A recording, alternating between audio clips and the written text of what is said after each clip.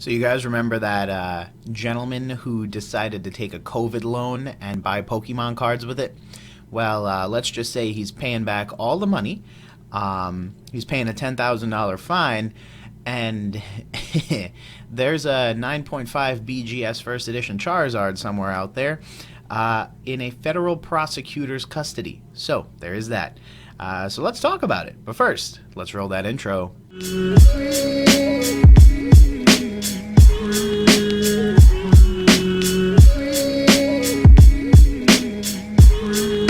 Hey Gengar Gang, what is going on? My name is Ryan, this is the Analytic Gengar, and welcome to another video. In today's video, friends, we talk about the really interesting final conclusion of a very interesting story.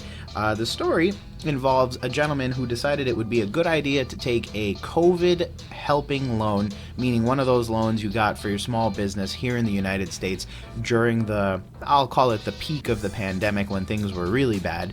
And instead of using that money to, actually use it for legitimate business purposes, he decided to spend $57,000 on a Pokemon card. And I had originally mentioned when this became something worth of news. But what's hilariously interesting is that we now have the official kind of disposition on everything, and so I thought it interesting to kind of follow back up and see how far that gentleman actually got.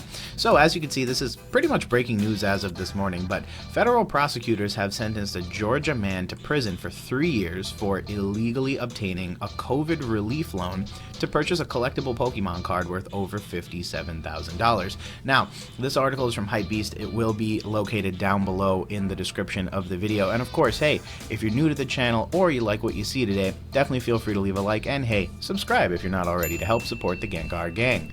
I had originally made note that this was a first edition Charizard, and interestingly enough, you could see on the Department of Justice's actual website that they quite literally used COVID relief funds to buy a Pokemon card, and that he was sentenced to prison. So here is the actual legitimate Department of Justice filing for the Southern District of Georgia, and as you can see here, there is quite a bit of information. The actual website itself confirms that the gentleman spent $57,789 of the funds to purchase a Pokemon trading card.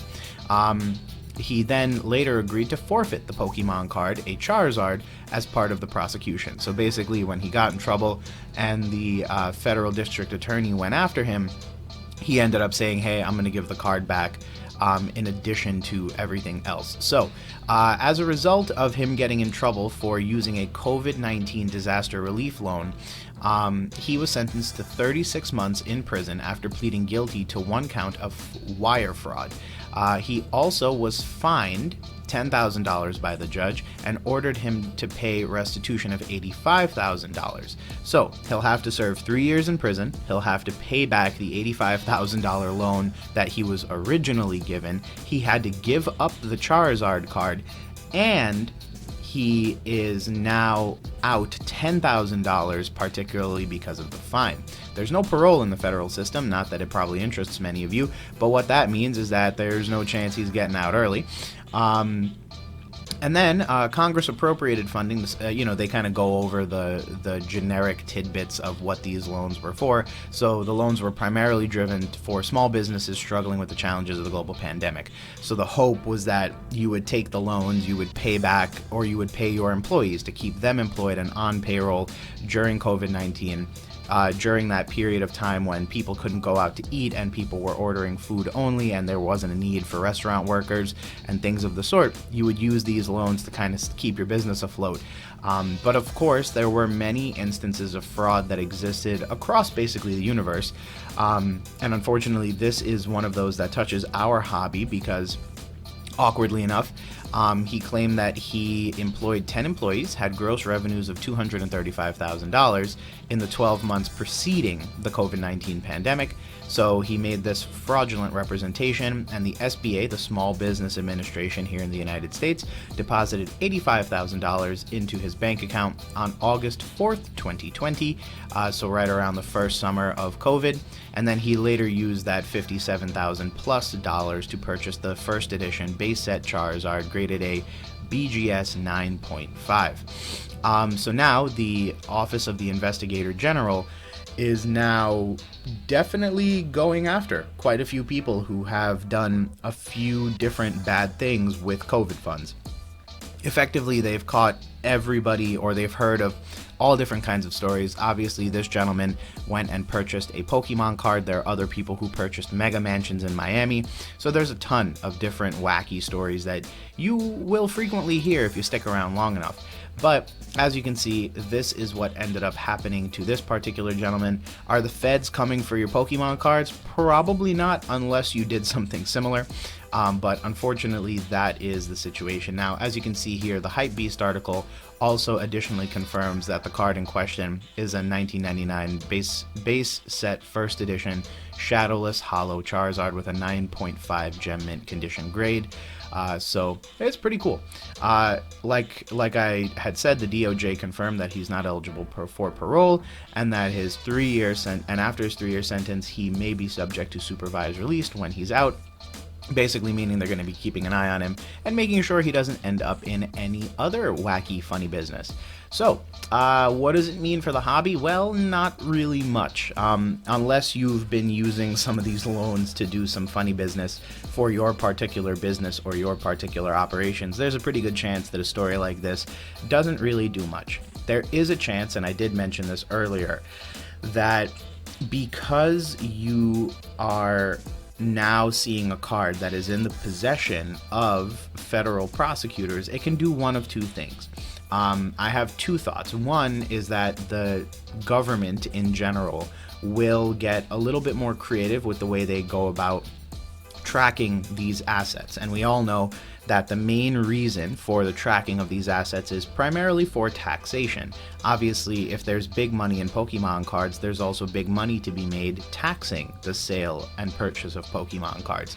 And I do believe genuinely that it had slipped under the radar for taxing authorities for many, many years, perhaps even decades in the tertiary market. What I mean to say is, you know, random people selling on Facebook and Instagram and things of the sort really didn't have that much of an impact, and really, frankly, went under the radar of most taxing authorities.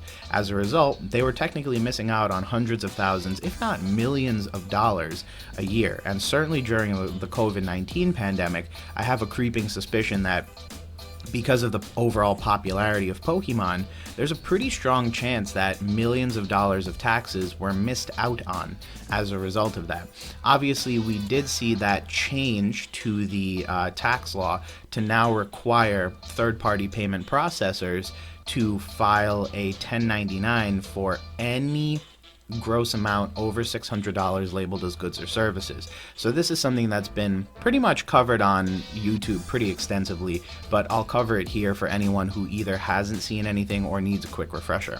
A third-party payment processor is basically any individual who wants to take money and pass it along. So someone like PayPal, someone like Venmo, they're business entities known as third-party payment processors because they're a third party, they're not the buyer nor the seller, and what they do is they quite literally take the money, hold it while the goods get delivered, and then pass it on to the seller at that time.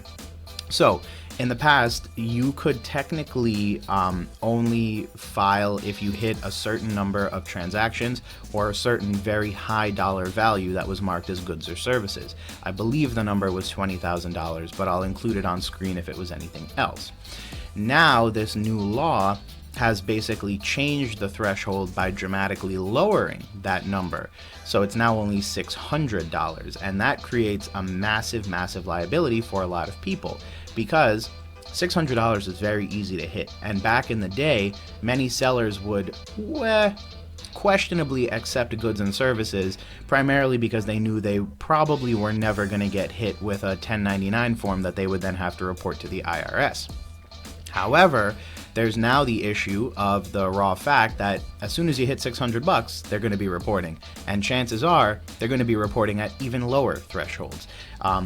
While 600 is the legally required minimum, it doesn't necessarily mean they can't go above and beyond if you get a $30 payment that, they deem worth filing with the IRS as income. The check with that is that if a third-party payment processor reports that income to the IRS on your behalf, they will give you a form. That form basically says how much you've earned via their third-party payment platform. Then, on your income taxes, you're also required to take that information and include it on your tax return as a taxable income. And of course, what that then means is that it generates an additional tax liability for you. So it's a very cute, fun topic, but I think there's a relevant connection with what happened here. Again, if Pokemon cards are causing people to create and cause and do wire fraud now, there's a very good chance that in the future, we may see additional scrutiny placed on. And ironically enough, we weren't solely targeted by the third-party payment processor minimum threshold being lowered. Obviously, there are tons of different small businesses that operate on platforms like PayPal and Venmo that were also targeted. So things like the sale of sneakers, sale of furniture, even things like Facebook Marketplace, all of those different things were targeted when they lowered the payment threshold to $600. The thing is that if you now have federal authorities in possession of a Pokemon card, they may now start asking additional questions like, should these things be treated as property? Should these things be treated as the purchase of an asset? And all those things have real meaningful impact, especially if there's additional legislation passed that will influence the way Pokemon cards are treated. It's not necessarily to say that we need to think about it in the same way we think about crypto, where crypto right now is going through a really interesting phase of trying to determine if it's property, how it's going to be regulated, can it be sanctioned, things of the sort. But there is an interesting argument there that let's just assume Pokemon cards are treated as an asset, similar to a car or similar to a house, then certain tax laws may apply that may influence how and when you can treat things a type of way. So when you sell it, what tax rates do you get taxed at if you choose to report your taxes? Bear in mind, none of this is financial advice, but with all that said, friends, thanks again for checking out another video. I hope you enjoyed today's video, and if you did, leave a like down below, and as always, subscribe to join the Gengar Gang and our merry, happy band of fun time. Let me know your thoughts down below. This was an interesting case. I'm happy that I caught it both on the front end and on the back end. I thought it was hilarious when I first saw this, and I kind of assumed he was going to get charged with wire fraud just based on my knowledge of how wire fraud cases work. But when I finally saw it confirmed and I saw his punishment, I thought it was interesting. I mean, I'm not saying it was 100% just. But, interesting to see that for an $85,000 loan, he theoretically only got fined $10,000. But you let me your thoughts down below. Too little, too much, not enough? Let me know down below. Other than that, friends, thanks again for checking out another video, and we will talk soon. Peace.